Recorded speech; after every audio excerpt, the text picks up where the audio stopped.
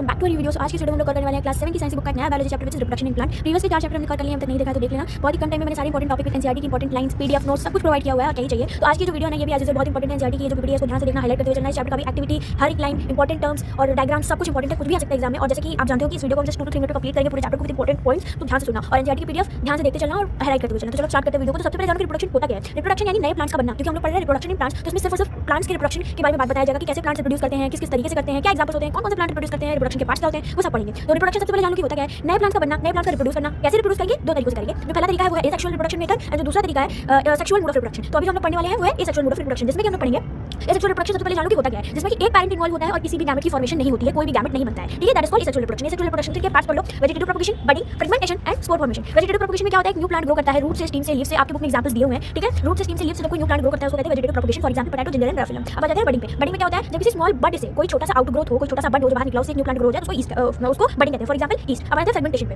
Fragmentation क्या होता है, फ्रेगमेंटेशन मतलब कि कोई प्लांट अगर बीच में से टूट जाए, ब्रेकआउट कर जाए, तो उस ब्रेकआउट में से अगर एक नया प्लांट ग्रो करता है तो उसको हम लोग फ्रेगमेंटेशन कहते हैं। For example spirogyra. अब हम लोग आ जाते हैं स्पोर फॉर्मेशन पे। स्पोर फॉर्मेशन में क्या होता है, छोटे छोटे स्पोर्स से जो रिलीज होते हैं प्लांट के थ्रू, जो छोटे छोटे स्पोर्स रिलीज होते हैं उनसे एक नया प्लांट बन जाना, that's called spore formation. For example ferns, fungi, ठीक है। अब हम लोग आ जाते हैं सेक्सुअल मोड ऑफ रिप्रोडक्शन पे। सेक्सुअल मोड ऑफ रिप्रोडक्शन क्या होता है, जिसमें मेल एंड फीमेल गैमेट दोनों ही इन्वॉल्व होते हैं, दोनों ही मिलकर एक न्यू प्लांट बनाते हैं, ठीक है। अब जान लो फ्लावर के स्ट्रक्चर, ठीक है। फ्लावर में क्या क्या होता है, स्टेमन होता है जो कि मेल पार्ट होता है। स्टेमन मतलब एंथर एंड फिलामेंट। स्टेमन क्या कंटेन करता है, एंथर और फिलामेंट, ठीक है। ये ऊपर वाला एंथर और नीचे वाला स्टेम जो है वो फिलामेंट है, जो कि सपोर्ट प्रोवाइड करता है। कार्पेल पिस्टल, ये होते हैं female parts, stigma, style and ovary, ठीक है। अब हम लोग आ जाते हैं पॉलिनेशन पे। पॉलिनेशन पे क्या, पॉलिनेशन में प्रोसेस बताया गया है कि कैसे होता है, मतलब प्लांट्स में, फ्लावर्स में रिप्रोडक्शन होता कैसे है, दैट्स कॉल्ड पॉलिनेशन। पॉलिनेशन के थ्रू रिप्रोडक्शन होता है भाई। अब देखो, अगर फ्लावर्स के अंदर जो है पॉलिनेशन हो रहा है तो सेम फ्लावर देगा, ठीक है। अगर कोई एक ही फ्लावर है और उसी के अंदर पॉलिनेशन हो रहा है तो एक सेम फ्लावर प्रोड्यूस करेगा, मतलब एक सेम आउटग्रोथ, एक सेम फ्लावर देगा आपको रिप्रोडक्शन के बाद। और अगर क्रॉस पॉलिनेशन हो रहा है, मतलब एक फ्लावर से किसी दूसरे फ्लावर में पार्ट जा रहा है, रिप्रोडक्टिव पार्ट जा रहा है, तो फिर समझ लेना कि मतलब जो पॉलिन ग्रेन्स है अगर एक फ्लावर से दूसरे फ्लावर में ट्रांसफर हो रहे हैं तो क्रॉस पॉलिनेशन हो जाएगा, ठीक है। अगर फ्लावर के अंदर सेल्फ पॉलिनेशन हो रहा है तो सेम फ्लावर देगा। अगर किसी दूसरे फ्लावर के अंदर जाके पॉलिनेशन, किसी दूसरे फ्लावर को जाके पॉलिन ग्रेन दे रहा है तो डिफरेंट फ्लावर। क्रॉस पॉलिनेशन होगा तो डिफरेंट फ्लावर देगा, सेल्फ पॉलिनेशन होगा तो सेम फ्लावर देगा।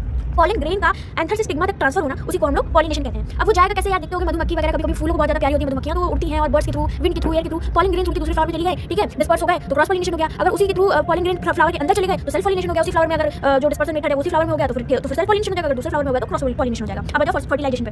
फर्टिलाइजेशन में क्या होता है, फर्टिलाइजेशन में स्टिग्मा से पॉलिन ओवरी तक जाता है, ठीक है। स्टिग्मा से जो पॉलिन ग्रेन होता है वो ओवरी तक जाता है, ओव्यूल में जाके फ्यूज हो जाता है, उसके बाद जाइगोट का फॉर्मेशन कर लेता है, ठीक है। अब आ जाओ fruit seed formation. Fruit and seed formation में क्या होता है, ओवरी जो होती है वो फ्रूट बन जाती है, ओव्यूल जो होती है वो सीड बन जाता है। अब जो सीड डिस्पर्सल जो मैंने बताया किसी भी थ्रू जा सकता है, विंड, वाटर, एयर, एनिमल, किसी भी थ्रू जो है सीड्स जो है वो डिस्पर्स होते हैं। तो यहाँ पे तुम्हारा चैप्टर खत्म होता है। सारे इंपॉर्टेंट टॉपिक्स, इंपॉर्टेंट नोट्स मैं भी लास्ट में प्रोवाइड कर दूंगी। पीडीएफ बिल्कुल नहीं छोड़ना, जिससे बाहर कुछ भी नहीं आने वाला, ठीक है। अच्छे से पढ़ाई करो, मिलते हैं नेक्स्ट वीडियो में। सपोर्ट करो, लाइक करो, सब्सक्राइब करो, अपना प्यार दो, नोटिफिकेशन बेल ऑन करो। ये जो भी कर रही हूँ तुम्हारे लिए कर रही हूँ। अगर बताओगे नहीं कि कंटेंट अच्छा लगता है पता कैसे चलेगा। और ज्यादा मेहनत करो, अच्छे से पढ़ो। मिलते हैं नेक्स्ट वीडियो में नए दोस्तों के साथ। तब तक के लिए बाय बाय।